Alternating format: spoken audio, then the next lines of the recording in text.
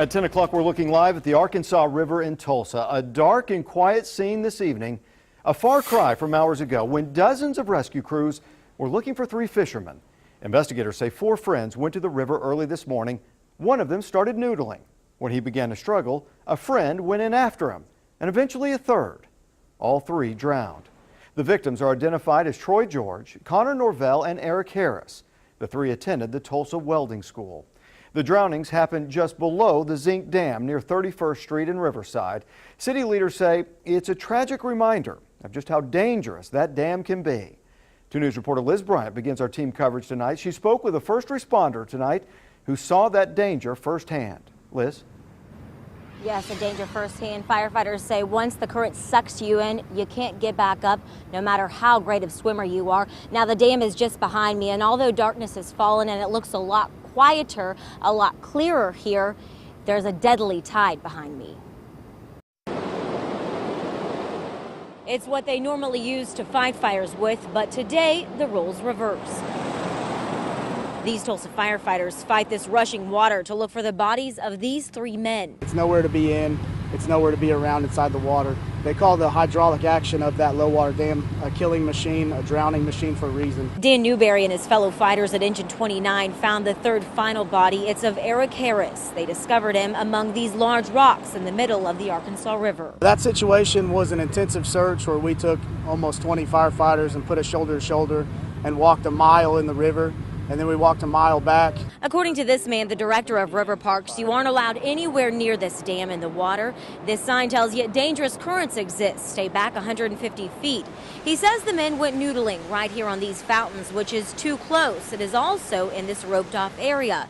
It's also where firefighters found the body of Connor Norvell. You get caught in that hydraulic, I mean, even if you're an Olympic swimmer, you're not going to get out. Meyer says the park's 11 p.m. to 5 a.m. curfew is also clearly posted. Therefore, he doesn't believe River Parks could have done anything to save these boys. We've done what we can do, but people need to, protect themselves. As for Dan, every day is about saving people, whether in or out of this water. Really, we think about the victims, the victim's family. When we find a victim like that, we know that we allow them to have closure. Now, Myers said Tulsa residents voted down the $41 million in improvements to this zinc dam behind me. It came in the form of the Vision 2 package, and it could have made this dam flow more like a cascade waterfall and no longer be deadly. In Midtown Tulsa, Liz Bryant, 2 News works for you.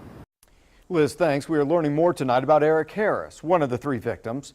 Eric was from Watts, Oklahoma, but came to Tulsa to go to school. 2 News multimedia journalist Rico Bush spoke with Eric's relatives who say he had a passion for fishing. Rico? Well, Russ, friends say Eric Harris came to this river this morning to noodle, and relatives tell me he died doing what he loved. Rescue teams tried for hours to find 3 missing men, but that search eventually turned into a recovery. And when crews finally located the body of Eric Harris, family members were in total shock. I would have never thought anything like that would have happened. He's always been great in the water, down at the rivers with me. Eric and his cousin Melvin Harris grew up together in Missouri. Melvin says Eric loves spending time outdoors. He always told me that he loved it and how he's catching some giant catfish, and he always wanted me to come up. Melvin tells me although Eric just recently took up noodling as a hobby, the thrill of catching catfish with just his hands quickly became a part of his life. He loved to hunt, loved to fish, noodling all the time. A dangerous hobby that took Eric's life, his family members grieving the loss of a man they say left them far too soon. He was a great guy. But as relatives try to move forward, they still fight the reality that a man always filled with joy is no longer here, and the reality that Eric won't be coming back home. Just keep your head up, I guess, and just keep praying and remember the good things. And Russ, Eric attended the Tulsa Welding School. He leaves behind 2 children and a girlfriend. Reporting in Midtown Tulsa, I'm Rico Bush. 2 News works for you. It is going to be tough for those families. All right, Rico, thanks. Well, today's tragedy marks the 2nd time this summer where people died while trying to help someone struggling in the water. So tonight, Stan May with the Tulsa Fire Department showed me what to do if you ever find yourself in a similar situation. We're with Captain Stan May of the Tulsa Fire Department, and we've had some incidents this summer where there have been people who've gone under the water, and then people, in their efforts to try to do good and try to rescue them, they go under and then they don't come up. So how can people, if they're in a situation where they see someone's life in danger, do something to try to help that person without putting their own life in danger? We always teach that we throw something out to them first, a flotation device, throw them a rope, find a long stick, a limb, give them something to grab onto and pull them into the shore. If they're in that bad a shape and they're already in the water and they're panicked, the chances of them not drowning you trying to get out, you'll be lucky to make it out alive. Yeah, and the main thing is you just don't want to put your life in danger and compound whatever tragedy may be transpiring. And I guess another thing is when people are near water, they need life preservers. Need life preservers. Today, anytime one of our guys got within 10 feet of the water, life jacket went on, protective headgear went on, because we never know when we're going to have to go in.